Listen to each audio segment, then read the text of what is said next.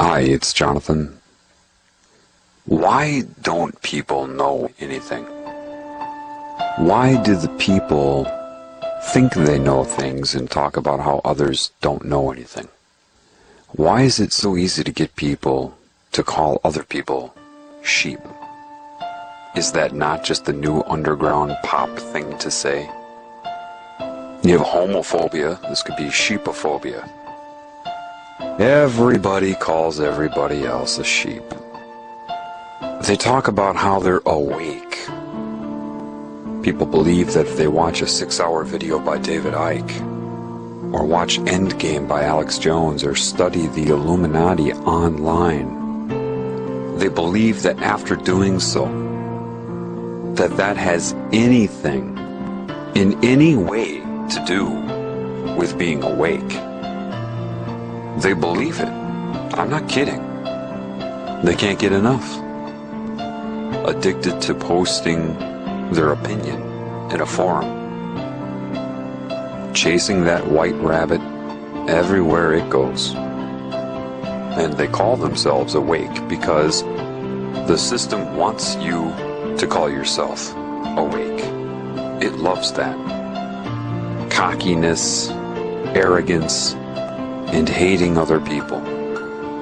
And as you're sucked into this, it is consuming you and you don't know it. You don't even realize it. You just prefer to be able to call people sheep. Perhaps subconsciously you resent that you were called a sheep. You want to be able to say it too. The naivety with that is that you don't know anything that they know. And they know you don't know it. You're not hurting their feelings. You're making them laugh at you. Because you're eating up mostly propaganda that they have distributed. Calling yourself awake and pointing your finger at them, and you are hardly enabled to deal with them or even your own self. John, tell me why. John, give me. John, tell me another answer, please. And can you answer this question for me? And what's your opinion on that? You owe me a response. I owe you a response. How much am I getting paid to do this? Oh, that's right. Nothing. I couldn't even count the number of people that have declared being awake to me. Couldn't do it. People are very easily controlled. All they have to do is create a new subcategory of personalities. Right now you have the jocks, you have the rednecks, you have the goth, you have the preppies, you have the business people, and the whatever. Now they have the awake people. The reason nobody knows anything can only be explained to you by a metaphor, of course. In this realm, you can only use metaphor. Think of the difference between a broadband connection and a 56K connection. Now, there are people that know what is occurring in this reality. Many of them joined secret societies. So it's not that they have knowledge, it's just that they have acquired information. They went in reverse. You see, true knowledge is true knowledge. Those with understanding understand what I just said, those without don't. It's pre-symbol. A symbol is no different than any expression, a song, a picture, a sound, a look, a touch. A symbol should be the result of knowledge. The understanding, the awareness, and then you have the symbol surface. Maybe that symbol has already been expressed, but it's irrelevant because the symbol that you're perceiving in your mind is a result. Having somebody learn symbols and then distributing a very strategically limited amount of meaning to that person does not give them knowledge. They perceive that they're getting knowledge. I'll tell you what a pentagram means and what a hexagram means. It doesn't mean anything. For example, I could say the word gum to some bubblegum popping, dizzy-minded cheerleader And the only meaning that she may come up with when she hears that word is chewing gum. I could say the same word, gum, to somebody else and they may think chewing gum, but they could also think a gum tree, or the gums around your teeth. Could say it to another person, they'll think chewing gum, a gum tree, gums around your teeth, but maybe they're thinking even deeper. Maybe they have a deeper understanding. Metaphorical comparison to other things. Gummy substances used in construction. Maybe molecular assessment. I only used one word, a phonetic symbol, written if you're looking at it. The meaning transferred by using that symbol is directly dependent upon who is receiving the information. If it's the cheerleader, she's only going to get a very limited amount of understanding, just enough to communicate. The line by Gene Hackman in the first Superman, some people can extract the secrets of the universe just by looking at the ingredients on a chewing gum wrapper, is absolutely correct. What that means is you can get a lot of information just by being aware.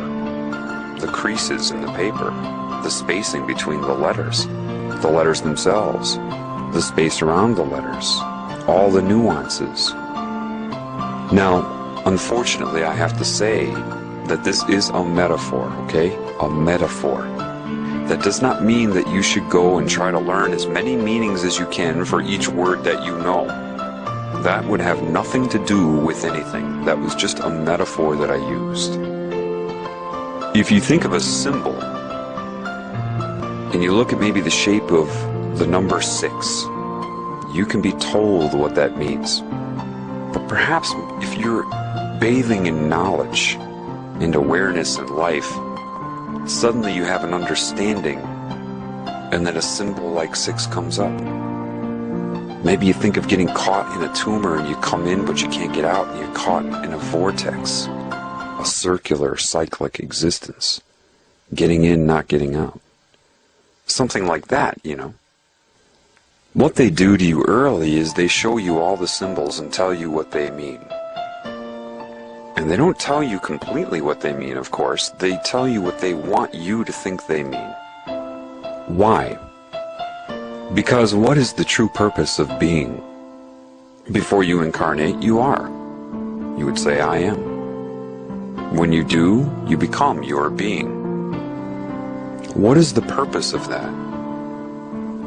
If you're not extracting meaning from your path, from your experience, deriving meaning from it, in creating expression, the expression would always be the symbolic. A picture, a touch, a kiss. Anything, an image, right? If you're only copying what they've told you things mean, and replicating what they've told you to use them for, and how to use them, how to speak, how to think, what means what you're supposed to do, what the meaning of your life is. If you allow yourself to be told what the meaning of your life is by something in your objective reality, somebody else, what is your purpose other than to be a slave? Forget about laws and politics, that's all bull. That's only a result. If you're not creating, and the only way you're going to create is by extracting meaning from within. If you can't do that, what is the point of you being around other than to be a slave? Acquiring detail. This means this. I learned what this symbol means. This pagan symbol means this. What do you mean you learned? Did you look it up? Were you told? Or did you read what it means? Or did you sit there by a lake and think about life as a whole and what's happening, and the symbol came up and you're like, oh my gosh. See, the oh my gosh is when you extract meaning. It doesn't have to be a traumatic thing like, oh my gosh. It can be, oh my God. That is the sign of a creative. There's somebody that's always in their mind like, I get it, oh my gosh. And you want to tell the whole world. Because you've just created, you've extracted meaning from within. Those that even if they have opened up, all right, and they were seeking information, because information is not knowledge. So enlightenment would be in the category of information. Why? Because as it's sold, as it ends up being, all you're doing is changing your perception of reality, just seeing other templates of symbolic expression. There are no answers there if you're depending upon anything you experience to give you those answers. No symbol means anything until you give it meaning.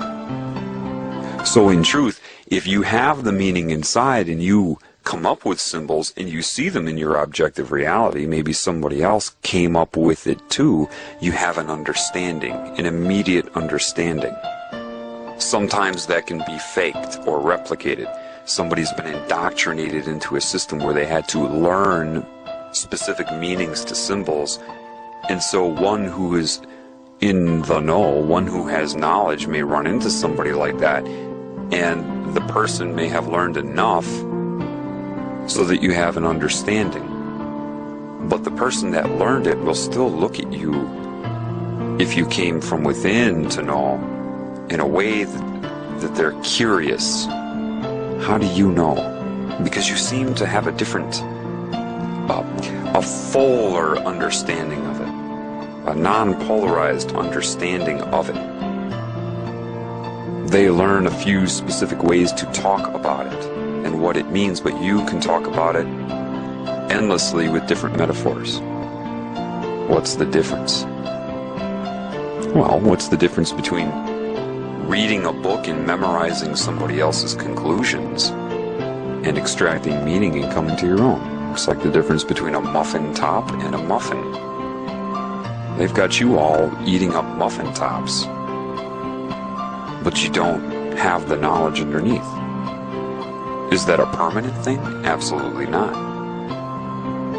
The reason you don't know anything is because many people that do have knowledge, even if they wanted to tell you, it's like they are on a broadband connection and you're on a 56K.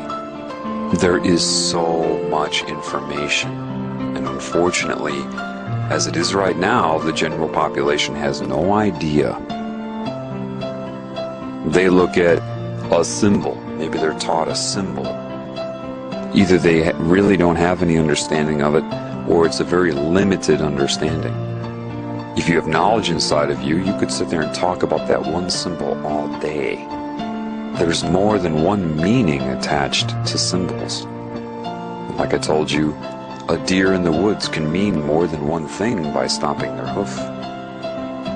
If you seek the symbol, the muffin top, you will never have the whole muffin. And this is what people do when they try to seek videos and books and all. They're looking for muffin tops. They're looking for the end result. Therefore, you are dependent upon the meaning that is given to you.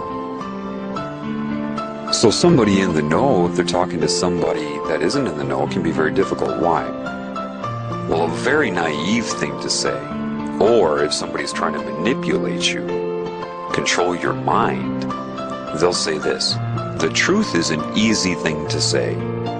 And anybody who speaks for a long time to you, they're trying to manipulate you. Now, that's a very naive thing to say. Yes, somebody who depends upon a lot of words, really trying to control what you're thinking, could very well be trying to manipulate you. But if you depend upon length of speech, and that's where your perception lies, you wouldn't be able to tell anyway.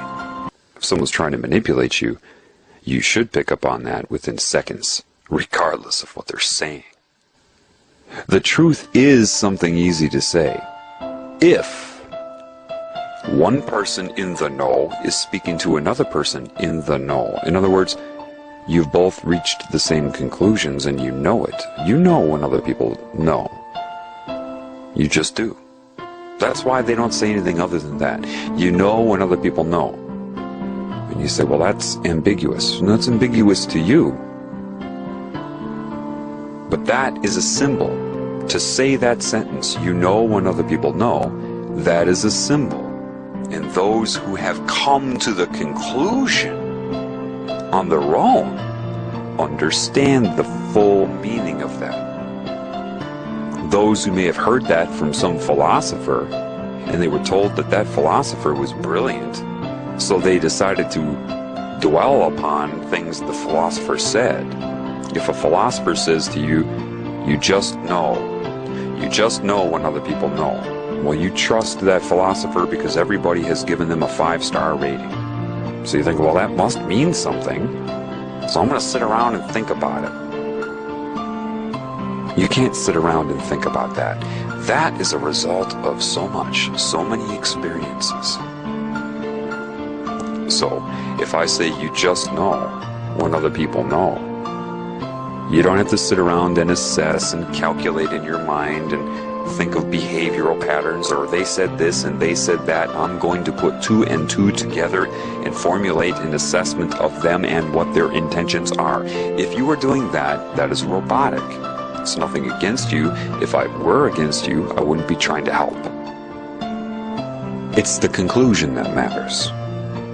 If you reach it on your own, because a conclusion is a symbol. It is a symbolic representation. The quote, the conclusion, that has so much attached to it. All of your experiences that tie in to the conclusion. How do you extract meaning? Well, perhaps you have an experience. It could be a social experience, it could be anything. And that experience is finished, and that means nothing to you. Then you have another experience and you see that it's different, but there's something similar to that other experience. You're kind of like, And then you have a third experience in your life, and it's really similar now, all 3 of them. Then you have a fourth experience that solidifies the similarity and prompts a question. It is the fourth experience that prompted you to ask the question, but it required the other 3 preceding it. The fourth experience, if it were isolated in and of itself, would never have prompted it. You needed all 4 experiences. So now you have the question. And maybe you have a whole other series of experiences that are happening so that you can extract meaning to address the question. And maybe after all of that, you come to a conclusion. And now that conclusion propels you in your advancement of understanding and extracting meaning in your life, and you start a whole other series of experiences. And that's just one facet of your life, and maybe simultaneously you have 30 other paths going like that, like I just explained, and maybe all 30 of them come to one peak of a conclusion, and you needed all 30 paths that had many experiences within each path, leading up to minute conclusions that come together that lead you to a new understanding. That takes time, it takes attentiveness, and the desire to have meaning, to have purpose. And now that one new understanding could be one of thousands that eventually tie in, and you don't even know it, right? Until you reach the oh my gosh. And all of these things come from within.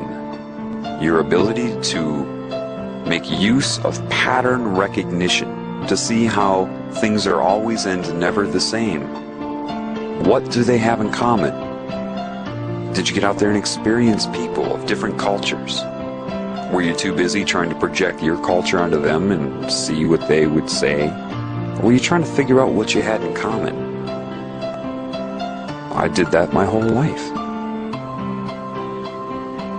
In the moment of doing it, I didn't really necessarily know why I was motivated to do it. My spirit did, but my conscious mind didn't. Your spirit will lay breadcrumbs for you throughout your entire life or path. So if you come to an understanding, and then several understandings, and you know how much is involved with it, you can tell other people the details of your path. But that isn't their path, and if they try to memorize the details of your path, they're pulled off of their path.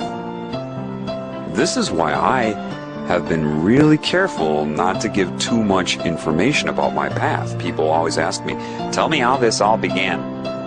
Tell me more about your dealings with entities. Well, hold on a second. What if that isn't your path? And the details of my path are irrelevant The understanding is the important thing, the conclusions I reach. And I can share conclusions with you to motivate you. But I can't have you memorize my conclusion. So I have to have a delicate balance of rhetoric with the information. And the information is not volumes of information. It's enough to make my point clear. It's enough to show you that I've learned. But I don't want you to memorize the details of my life. One who really cares for you will be attentive to that. And the idea of indoctrinating somebody with an oath is absolute evil. Why? Because they're declaring they do not want you to be a creative being and extract your own meaning. You will go through steps in which they will spoon feed you meaning. And because it's more meaning than you had before, more knowledge, you're really impressed by it. You think you're actually getting something. You think that you're being empowered. When they know that by keeping you from being able to extract meaning on your own, they've got complete control over you. They've pulled you off of your path. But if they did that successfully, you would never even have thought of that now, would you? Because you won't extract your own meaning, you see. Nevertheless, somebody with a lot of knowledge, if they're on a broadband connection and they're speaking to somebody in a 56K connection, it's anything but easy to tell the truth. Like I said before, one in the know can say the truth very easily to another in the know.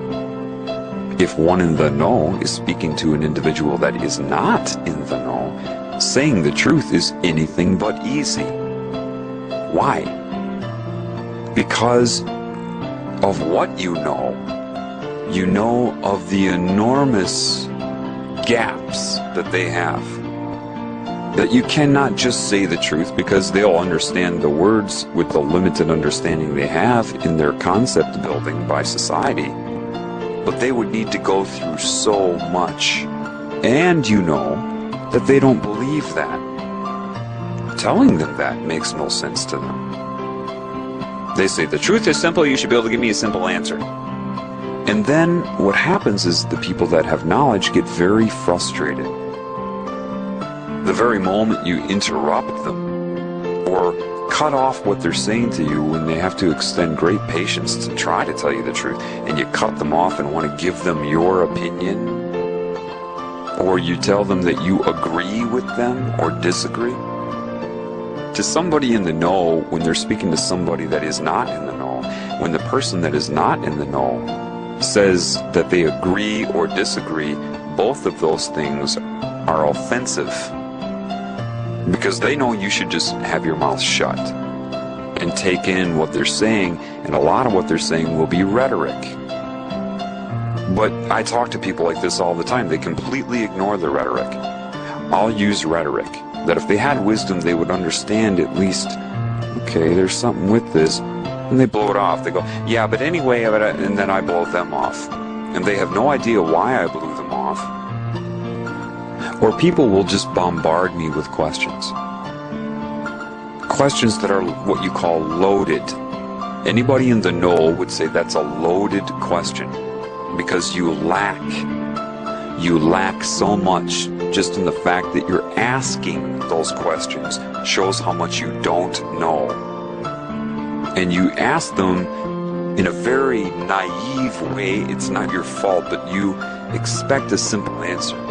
People will go up to somebody with knowledge that has required an entire lifetime of attentive awareness to their experiences, detailed and disciplined effort to extract meaning from your life, and they ask you a simple question and expect somehow that you are going to be able to transfer a lifetime of understanding in 2 or 3 paragraphs. They truly do. They do expect that, otherwise they wouldn't ask the question. So you have this huge gap between those who are in the know and those who are not in the know. Those who are not in the know do not know they're not in the know because of how they have been taught to think. They have been incorrectly instructed in their thinking process itself. They have been taught to look outside of themselves for answers. They have been misinformed about what answers are because they've spent their whole life having the meaning spoon-fed to them. They think that's how it works, so you ask a question and somebody can spoon-feed you the answer. And because you lack any meaning or an understanding, you don't understand why that answer is wrong, limited, or even misleading you. You can't. Based upon that, based upon how you've been instructed to think. So a lot of people that have knowledge, when they interact with the average person, they get very, very frustrated. Very. They'll just look at you. All they can do is look at you because they can't say anything to you. You would not be able to extract meaning from what they say. They said gum, all you would do is hear chewing gum.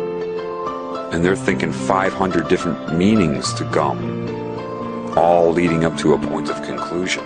If you lack that, it's a waste of time to tell you anything. This is why, when you hear someone tell you that you cannot be told the truth, this is why. So they'll look at you and they'll have that look. And those in the know understand that look. It's a look that says, you know so little. You know absolutely nothing and don't know it. To tell you what I know, I would need 500 mouths and have to be able to speak 500 different sentences simultaneously, all at the same time, to express what I know, and you would have to be able to interpret 500 simultaneous sentences flowing at you at once. That's what that look says. And the look also says you don't even know that. And if I told you that, you would call me arrogant because you've been trained to call people arrogant. You don't even know what that means. So they'll just sit there and shake their head at you. They shake their head from side to side because they're paralyzed. It's the questions you ask, the way that you ask the questions, and what you do if they actually try to answer them. How long does it take before you cut them off, roll your eyes, or get distracted by something that occurs in the room, like a cat being distracted by bright and shiny objects? And if they're trying to tell you something, and maybe your cell phone will ring and you'll tell the person trying to give you truth to hang on, Shelly has to talk about her boyfriend. Okay, hey, you're not going to get the truth. You're nowhere near prepared to even comprehend anything that is true. And then you say, come on, just tell me. You can't be told. Well, that doesn't make sense. All you have to do is tell me. You can't be told. Not in your current state. You need a lot of work. And you don't understand why you need a lot of work. That's what it comes down to. Now, nothing is 100%. Am I saying that every Freemason has been spoon-fed? No, there's a lot of intuitive people that probably joined that. But they were naive enough to be sucked in. But some of these people may want to tell the world things. Maybe they thought, you know, this isn't fair. I gotta tell them what's going on. And they tried. Maybe they tried with a few people, but they got the rolling of the eyes.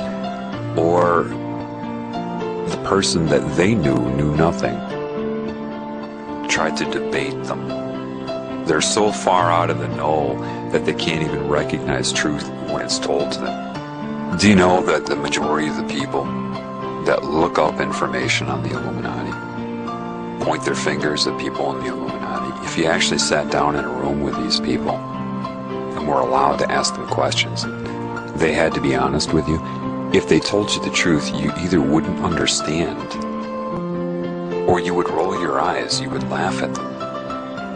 I know enough to know that.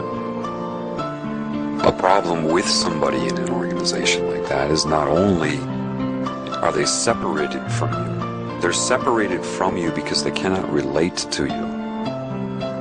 Because what you think is not what they think is. That's first and foremost, and that's by design, by that which sucked them into it. They're also controlled by an oath with fear. And it's not just fear of death. They'll use threats of the unknown because these people are shown different templates of reality. And they say, we control that too. So if you do this, it's not over when you die. We'll get you here, here, and here. And they don't know any difference. They can't prove that that isn't happening, that that won't happen. That's the fear of the unknown. When are you subjected to the fear of the unknown? When you look outside of yourself for meaning. They are answering to a consciousness that overwhelms them. It can speak through anyone. They know it. If they want to ask it a question, they can look in a cloud. So that can be overwhelming for them, and I understand that. My intent is not to point my finger at anybody or anything on any scale. I don't have a goal, because in eternity there is no end. So how could I let the end justify my means? That would be a backwards, cancerous approach.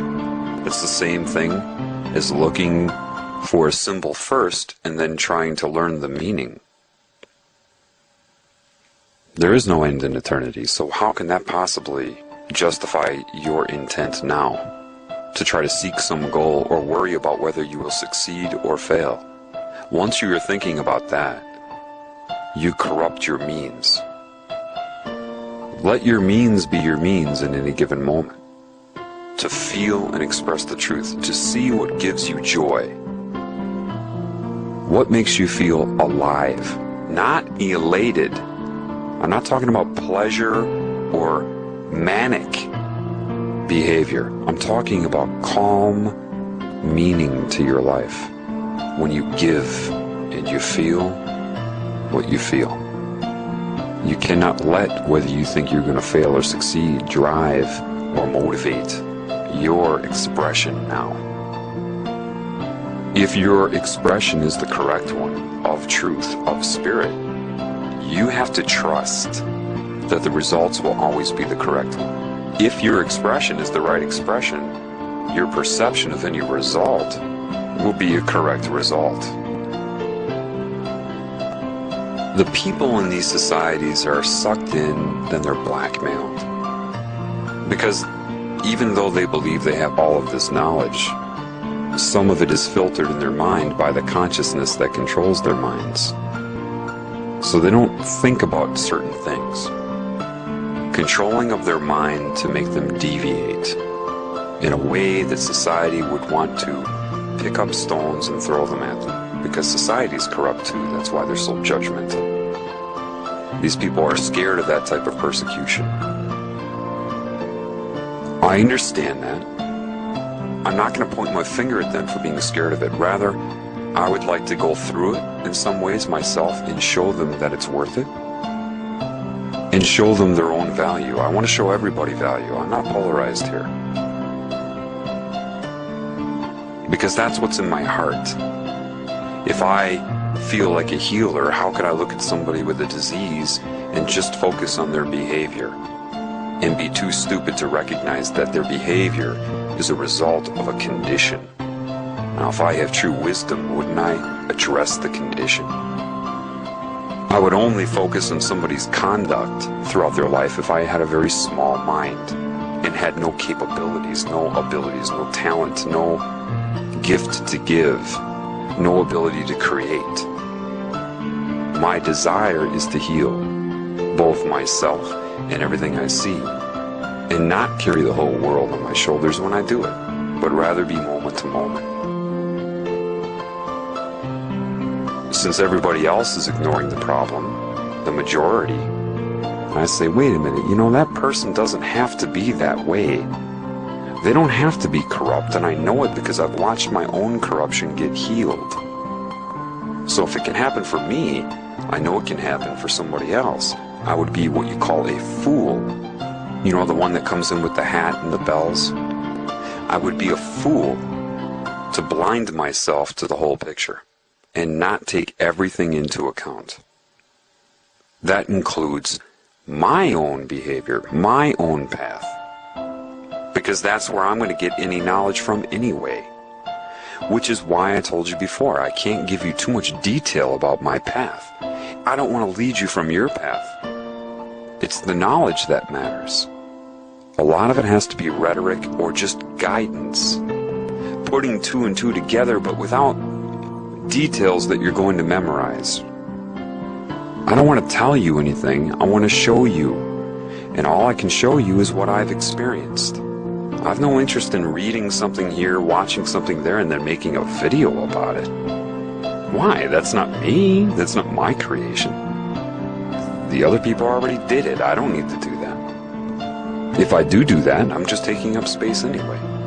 I'm a repeater.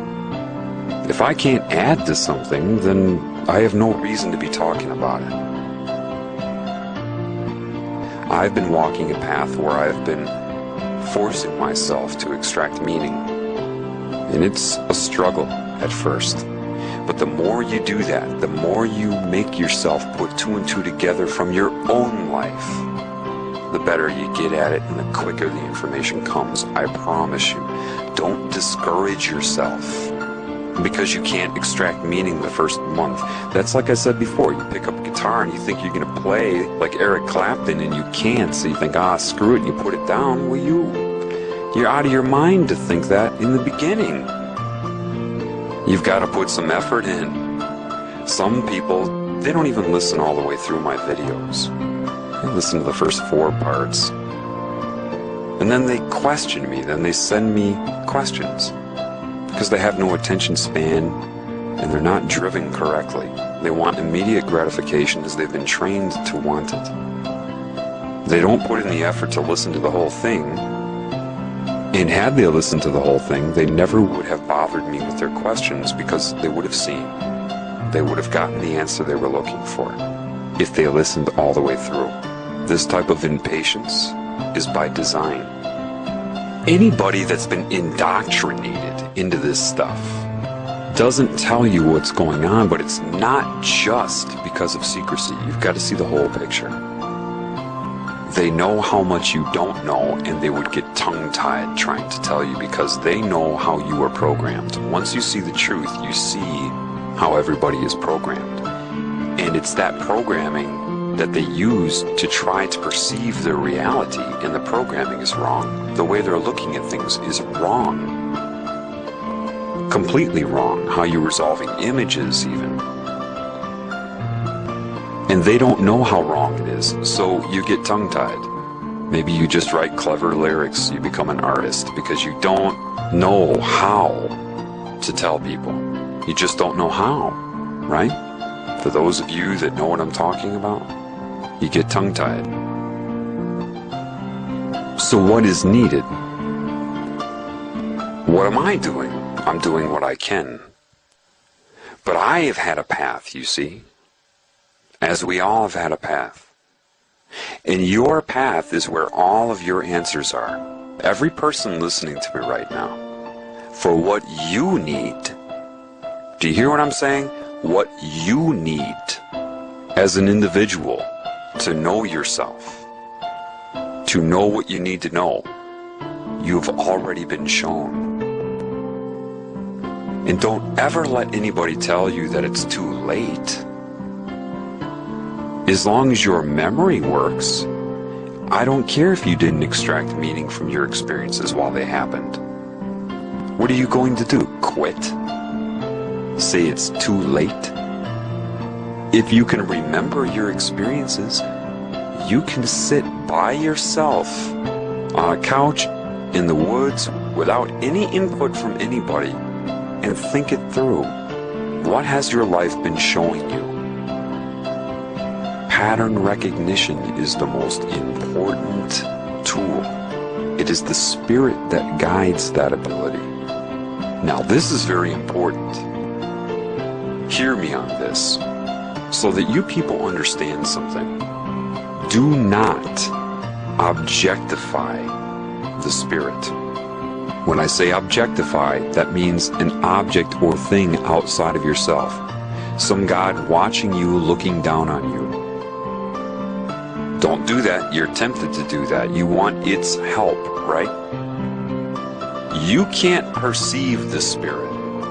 No matter how hard you try, you're not going to be able to do that. And as soon as you objectify it as a deity or something that is trying to help you from outside of you, you get into real trouble. Why? Because that can now be debated. If you're going to put the author of life outside of yourself, that means you're looking outside of yourself for meaning. Therefore, debates are also outside of yourself. So one day, you may be really faithful. You may feel so much confidence in God. And then this reality and that which controls it coordinates things so that you run into debates and information and videos or your own thoughts that negate the objectivity of this God. And now your addictions rise again, your negative feelings rise again, you become in denial again. Of course. Why are you looking for a source? What should your faith be in? What is your choice? Well, you can either choose observable lies. You observe lies every day in your world. You can choose to adhere to those and be allegiant to lies because you can observe them. Or you can be allegiant and adhere to the unobservable truth. The truth is not in debate, and it certainly is not of the mind. You feel the truth. Meaning, say the hunting of deer does something horrible to your heart when you think about it, that humans have actually gotten to the point where they'll take weapons and kill an innocent vegetarian animal and call it a sport. And just because the entire world reinforces that, if you submit to that norm, then what are you doing other than killing your soul? Just because your reality doesn't confirm what you feel is correct inside, doesn't mean that you should adhere to the observable lies or your reality or the norm. It's got to come from somewhere, right?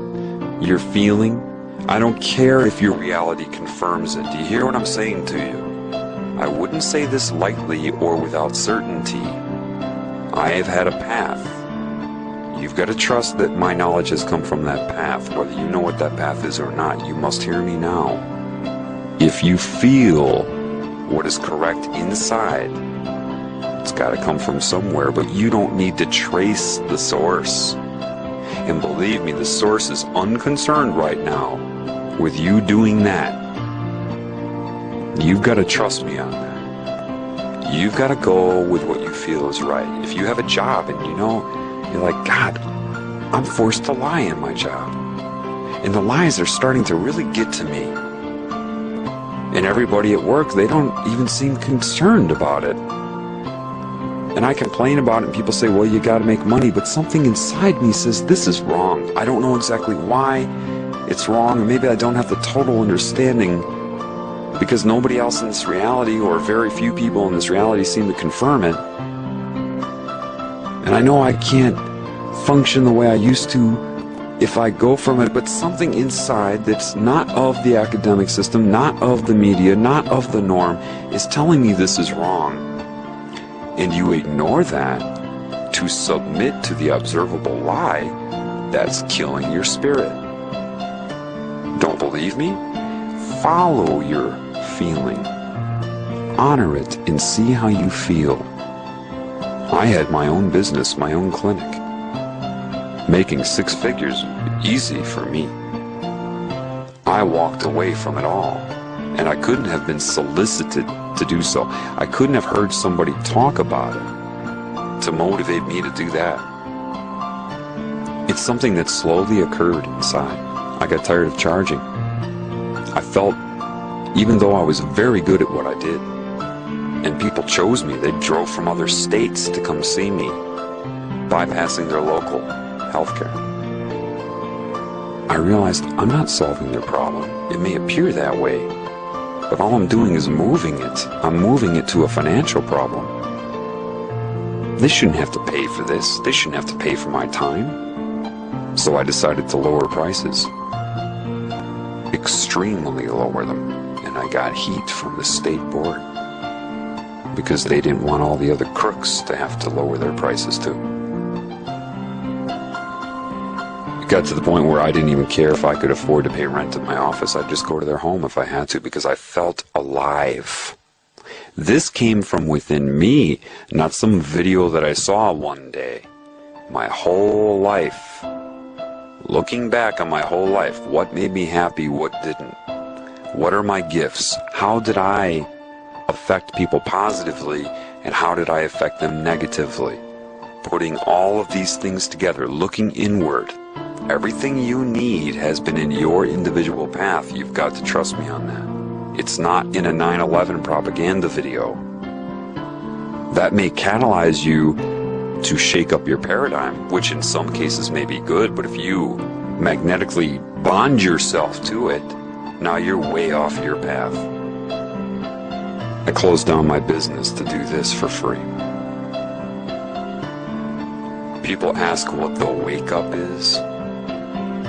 That is the wake-up. When you dramatically change your life because of conclusions that you come to, from the extraction of meaning, understandings you've gained from your life. Meaning, you don't need another person's opinion to come to these conclusions, and they ring true with your heart. The unobservable truth that you feel, regardless of the source, don't bother trying to find the source. It's unnecessary right now. Do not objectify God. You don't need to do that, and it doesn't need you to do that. You've got to trust me on that. Your spirit's in you. It's been laying breadcrumbs down for you your whole life. It's not too late. Those breadcrumbs are still there. But you've got to want to do it. How do you begin to want to do it? By putting two and two together. You don't need to put two and two together necessarily of all this information you're being flooded with. You need to look inside. Everything I tell you has come from my path. I address other situations. Do you know, I don't like to talk about the New World Order. I don't like to talk about mind control. I don't like to talk about entities or the all-seeing eye. Because that isn't of me.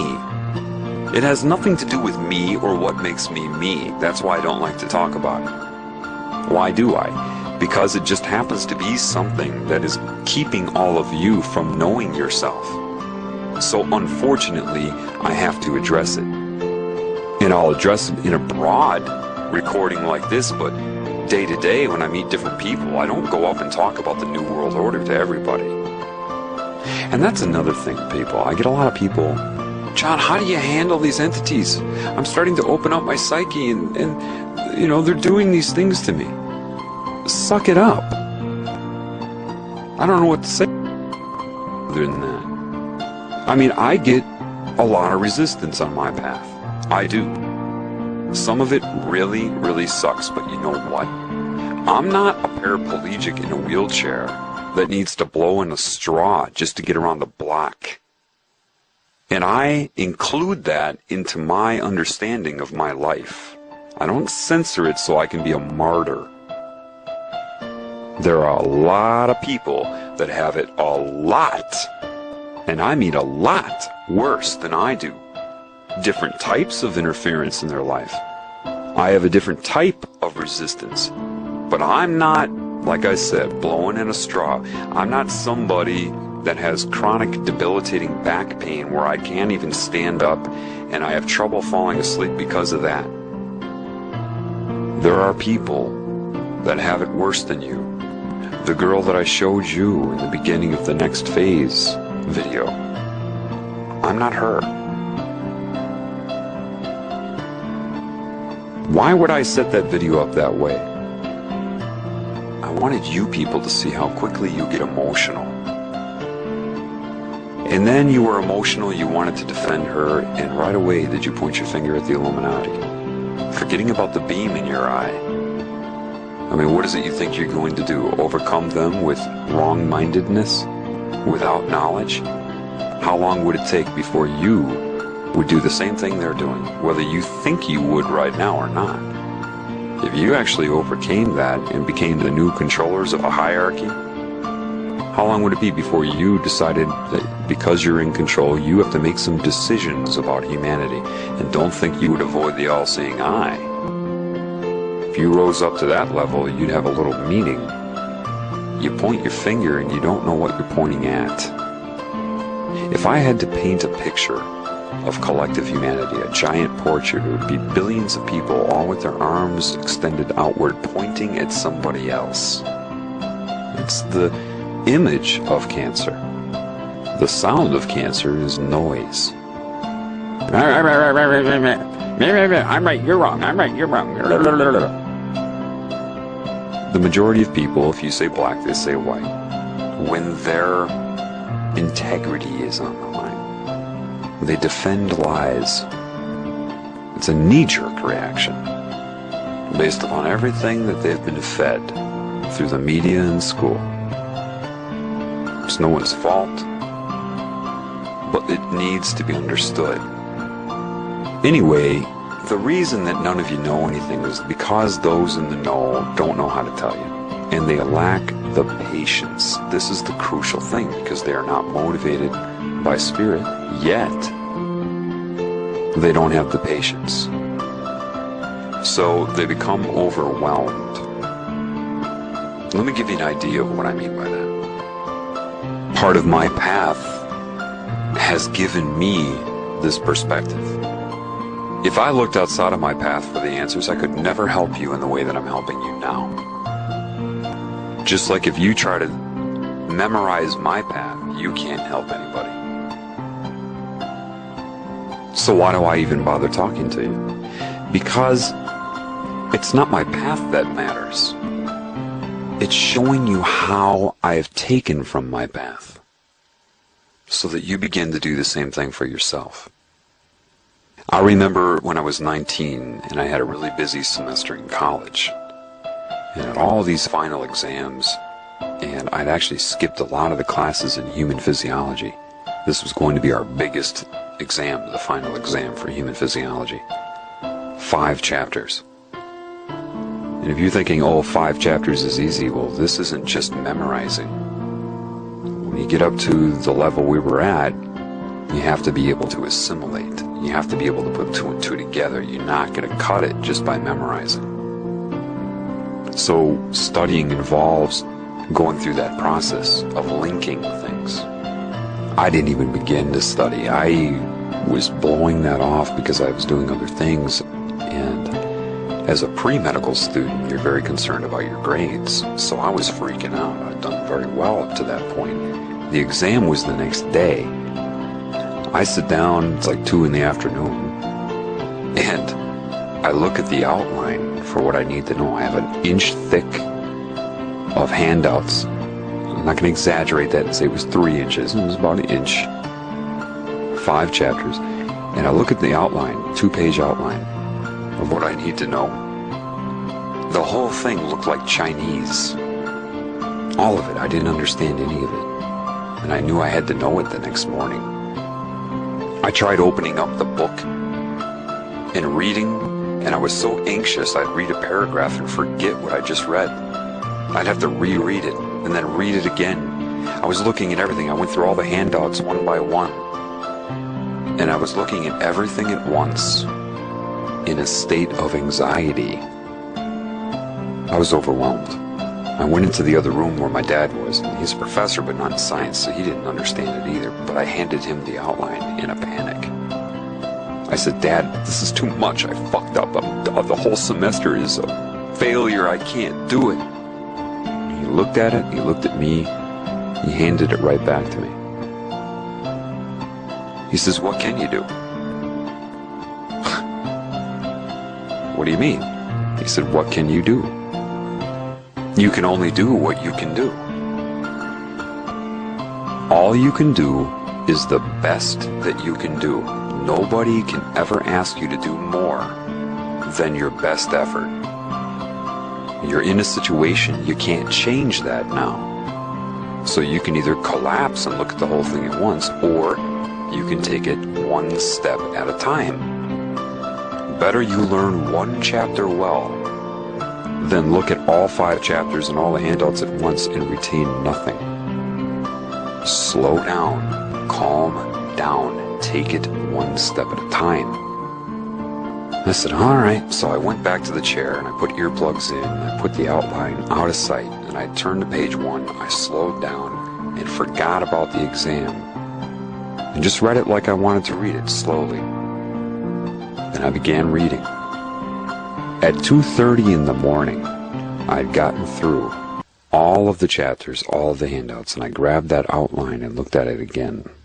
And I went down the list. One by one, I realized I knew everything on the outline. By the time I got to the end of the outline, I was freaking out. I knew it all. And I had about 90% recall the next day. I jumped out of my chair and woke my dad up. I'm like, Dad, I know it! I know it! He opens his eyes, he looks at me, he says, yeah, I knew you would. Go to bed. Why did he know I would? He already had that particular wisdom. I acquired that wisdom by going through the path. He couldn't do it for me. I could have either trusted his advice or not. Same thing as what I told you about how you cannot focus on whether you will fail or succeed, you see. How would I come to that conclusion? By experiences in my life, my path, like I just explained now, you see. Extraction of meaning through experience and walking your own path. This isn't an exam, what's going on in the world, but it is the same. You have to start recognizing how things are different, but the same. Pattern recognition, the energy, the understanding, the wisdom of that has helped me with what I'm doing now. It is the same in many ways. That is where true knowledge is. I'd learned that previously too in another way about time. In 1st grade, at least when I was a kid, we had lunch tickets. I don't know what they do now, but we had paper punchable lunch tickets. And so every week, one kid in class would be designated the one to hand out the lunch tickets. So me and some of my friends had this contest. How fast could we get the lunch tickets handed out to everybody in class, right? So they did their thing, and they all had their time. Then my week came up. The first day I was all raring to go, and as soon as I got those lunch tickets, boom, I'm just flipping through them, looking for people, trying to find them as fast as I can. They're running over to their desk, looking for the next person, running over to their desk. And after that, I beat the time. I had the record time. The second day I did it, I was within like 10 seconds of the first day. But because I'd already had the time and I thought, well, gosh, I'm going fast, it occurred within me to wonder about something. I wondered, how fast am I really going by exerting this much effort? 1st grade. I realized the only way to find that out is to go really calmly and slow, as if I was just doing it normal. So on Wednesday, I got the tickets and I slowly went through them. It was clear when I saw the name and walked over to their desk, looked at the next name, walked over to their desk to give myself a control, you know, the regular speed, to see how fast I was going. So I walked through the whole thing. When I was finished, I beat my other times by almost 30 seconds. Then I had a new wonder, a new question. Why did that happen? Why do you think? Because I wasn't in a panic. I may have ran physically fast from one desk to the other, but when I was going through the names, my mind was chaotic and cluttered. I wasn't resolving the name and resolving the person's location in the room as fast as I was when I was calm. So the whole thing together happened quicker when I was calm. Just so you understand, if I can extract that just from my life, do you think it's possible that a social engineering agent or a mind scientist, propaganda agent knows the same thing about the human mind? that when it's in fear, anxiety, or panic, that it cannot think, it cannot retain? Do you think that might have something to do with how they're flooding you with all of this stuff about the New World Order, mind control, FEMA camps, all at once, and using fear? Do you think they may know that your mind will lock up and you won't be able to put two and two together? Is that a possibility? I just want you to consider that, okay? Look at what Alex Jones does with his movie Endgame. By the time you're done watching that, where's the solution? You're overloaded with things that you are not ready to hear, and you're not in the right state of mind to hear it.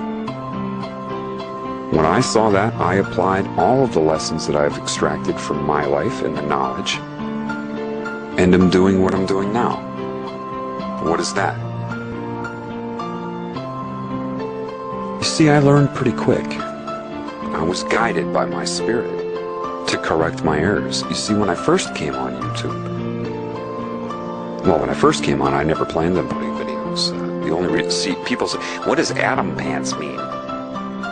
There's no meaning. I have a friend named Adam. One day he needed to make a username for something. I don't know, I'm sitting in his house, I'm like, come on, just come up with something so I can send you this link or whatever. I think it was email. He couldn't think, so he's just looking down in his lap, and then all of a sudden he types Adam Pants. I'm like, Adam Pants? He's like, yeah, I'm Adam, these are my pants. And I started laughing, that made me laugh. Well, I think I wanted to send somebody an email or make a comment, and I couldn't think of a name either, and I never thought I would put videos. I didn't think it mattered. So because I couldn't think of a name, that made me laugh, so I'm like, okay, Adam Pants. So I just put that there, and then it stuck because I put the first video up under that name. But there's no meaning in that. I mean, maybe synchronicity of life, maybe Adam and Eve, now we're Adam with pants, I don't know. But, I mean, that's where that came from. Anyway, my first video on YouTube was me experiencing anxiety. I knew how much I knew and what I was aware of, and I knew that the people that would be listening to me didn't know, and I knew that part of what they didn't know was that which would keep them from paying attention or believing what I'm saying. It's not that I couldn't make them understand, but I knew the control over beliefs in the mind was strong enough to get them to turn away from the video before I was able to show them. Meaning, I knew I could explain it. I knew I had that ability. But I was very anxious because I knew I could feel that a lot of people would turn away from the recording because of their laziness, because of their lethargy, their low attention span, their preconceived core beliefs, the rolling of the eyes, their